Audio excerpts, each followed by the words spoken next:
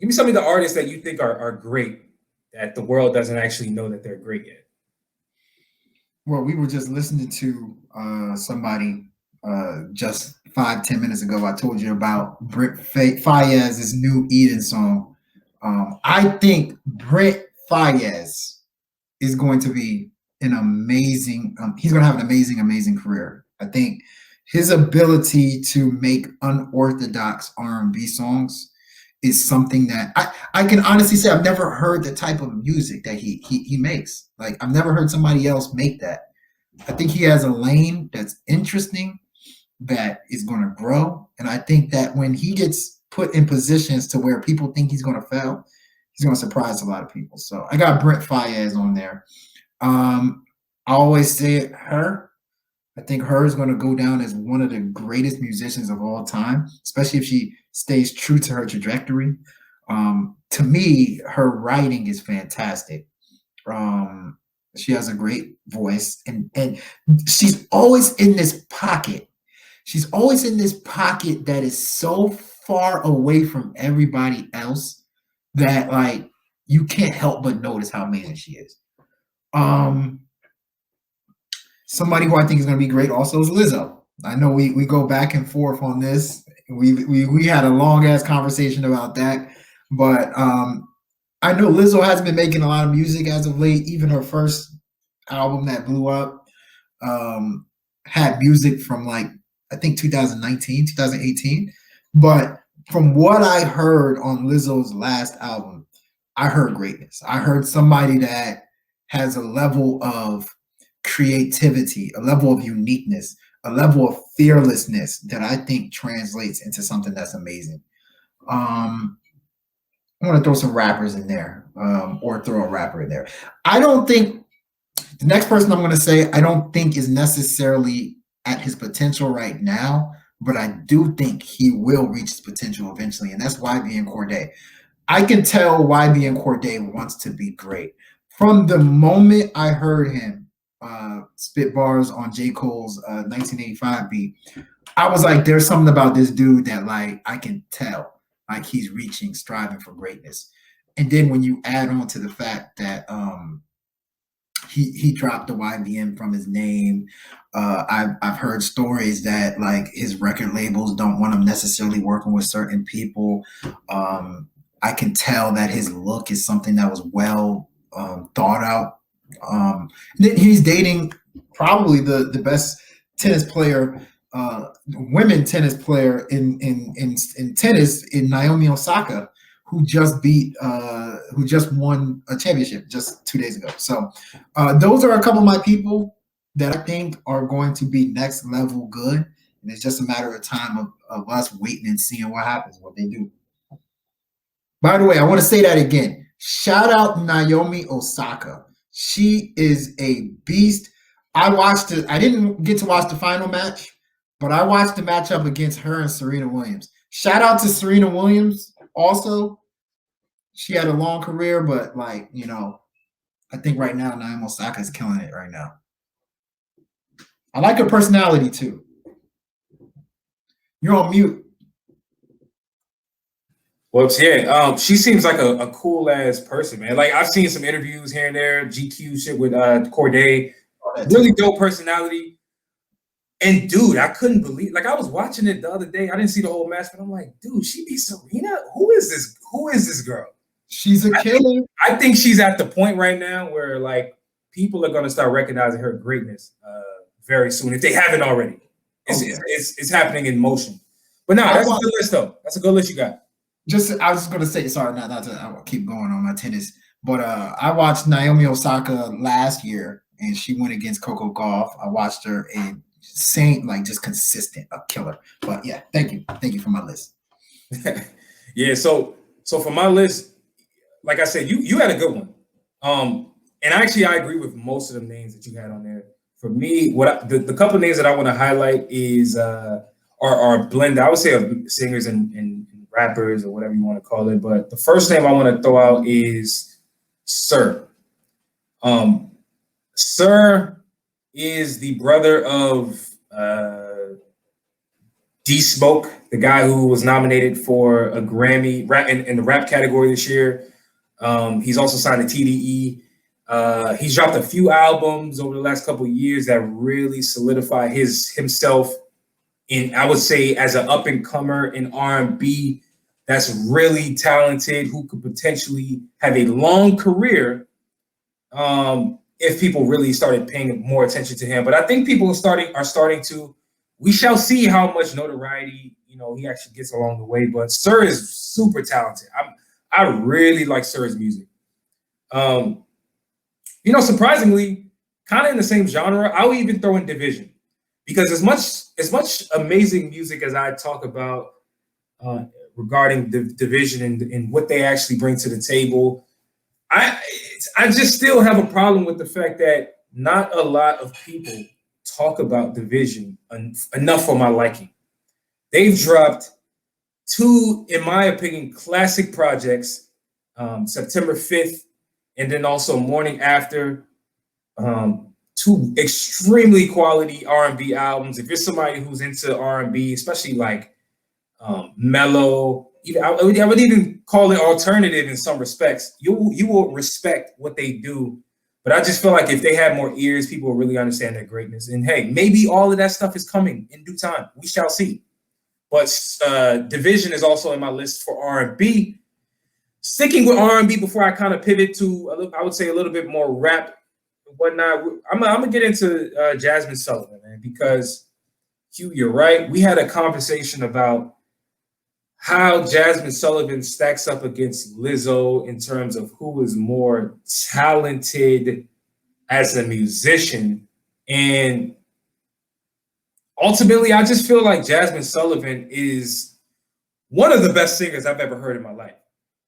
That's point blank, period. I don't want to hear, anybody tell me to revise that statement, because I actually believe that to be a fact. Like, she is one of the better singers if you're putting her voice up against voices that you can think of in terms of what she brings to the table as a soul singer, singing from right here, the core, the diaphragm. Bro, she is incredible as an artist, and she illustrates it like she did on her last project. So Jasmine Sullivan is another one. I'm gonna throw in the Kid Laroi. By the way, Q, this list is very long, so I'm only gonna give you two more names. The Kid Laroi is my next one. Very talented musician. Is a 16-year-old kid from Australia, and I think people are starting to know who he is at this point. But I do believe it's going to be a slow process, given the fact that he's white, and we've likely never heard a kid this young be this good in rap or be affiliated to rap. This might be the advent. This might be the first time it's happened. So I think naturally it's going to be hard for people to accept it. And then my last name, I'm gonna keep saying this name and throwing this name in whenever it applies, and it's St. John. St. John is a guy who put out a couple projects over the last few years that I would say has been rather underground, has been rather behind the scenes, not very mainstream at all. People don't know who he is. If you do know who he is, maybe it was from songs on this last project, because he did collaborate with more mainstream artists, The Baby, Lil Uzi Vert, a couple different guys you're already familiar with. But in terms of his musicality, in terms of his ability to write as a songwriter, in terms of his approach to music, I believe St. John is a legend in the making. He's a great. In terms of the talent that he has the makeup of a legend. He has the makeup of a great artist. That's what I would say. Yeah, that's just a couple people on my list, man. I got a long ass list, by the way, because I can add about 5 to 10 people more. So to me, I want to say something and real quick about this. I'm going to disagree with St. John from this perspective. When I say greatness, I'm talking about the talent, the skill, but then it seems like they know the exact steps to get to greatness. Like to me, her is taking literally step, and every single step her takes has been right. Like even with YG, right? You know the song that she had with YG. It was weird. It was like her and YG. That's kind of weird. That was a necessary step for her to reach a level of greatness. And then now she has to fight for you. It just seems like every single step she does is the right step. I'm going to say the same thing about YB and Cordae. I feel like he's literally taking the steps that is necessary to separate himself, number one, because he has a longer journey to go. He has to first separate himself from all the little whatevers, right? So he was able to separate himself there. Then he's had to get respect from his peers, like the Meek Mills of the world, J. Cole's of the world. He got that. Then now he's trying to make a hit with Roddy Ricch, which he did. It's like YB and Cordae. Now people are anticipating his second album because they're like, yo, if you play your cards right with this second album, you're out of there. To me, St. John has fantastic music, great music, but I don't think he took this. His steps are a little off with him trying to get to greatness. Like, I think personally, Roses is great. Roses remix is great, and that can make him a rock star. That can make him somebody that's really well known. But I don't think Roses was a step that he needed to take to reach greatness. You know what I mean? And Look, so I think I hear what you're saying. I think I understand what you're saying.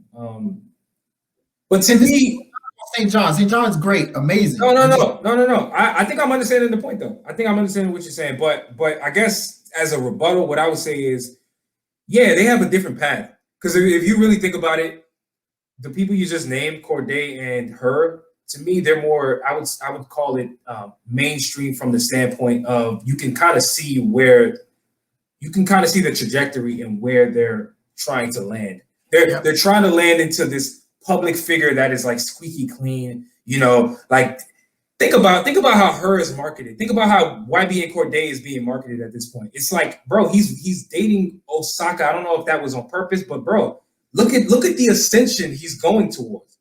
I think St. John he's too rugged of an artist. Like, I don't think he has a clean path to that destination that we're talking about. But it's so the journey is, to me, is going to be different. Like, I'm not evaluating both of those and saying just because he doesn't have a clean path that he can't get to that greatness that I believe he actually can get to.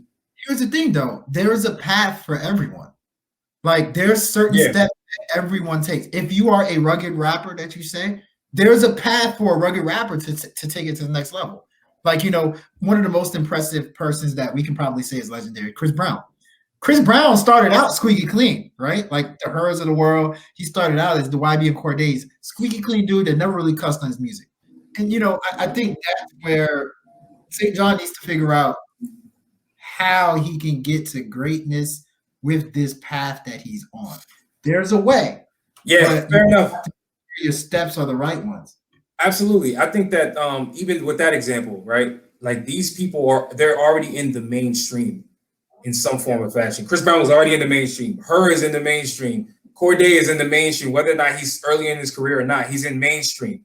Mm-hmm. St. John is not mainstream yet. I think that his last album was an attempt to become mainstream. And I started to see different moves that he was making, whether or not it was, remember, Tyson fought Roy Jones Jr. Remember that? Yeah. Well, St. John was the headline performer of like the opening act of that fight. Like, to me, that's a very pivotal chess move right there. These are the type of looks that will allow you to go from here, and then you take that and you build and you go to the next level. You take that look and you build and you go to the next level. I think his grind is going to be very slow. If he does get to the mainstream, like I think he could, it's going to be very slow and non-traditional. Honestly, like very non-traditional. I don't think he can go on The View and start talking about how his life was so amazing. Like, I believe Cordae, when he drops a hit, you might see him on Ellen, bro. Dude, any rapper that makes his way on Ellen, that, like, okay, they did the chess moves to get to that next level. Chance the Rapper's one. There's a lot of people who have taken steps to get on Ellen. Ellen, bro, Ellen is that platform that lets you know you are mainstream. That's true. That's true. Man. But you got anything else, man? Before we jump into some of these indie reviews. Two more people I want to point out real quick. Yeah, what's up? I think that has the potential to be great. Mulatto. You think she can be great? No, I don't agree with that. Mulatto. Not at all. Pay attention to Mulatto. Number 2, JID. JID. He's kind of along the lines where, like I told you about St. John, it is going to be an unorthodox journey to success. JID is going to have an unorthodox journey to success, and he's going to be there. I think he has what it takes to have a serious cult. JID is a good one, a really good name, and he actually was somebody I was thinking about listing. But nah, I'm not with you on the Mulatto one. I'm not with you on that. Like I like Mulatto, and I like her confidence. I like her swag. Let me not say great. Yeah, I'm not with that. She has an it factor to me. She has. Yeah, 100%. 100%. More so, not great. Like more so the it factor. I agree with that easily. Yeah.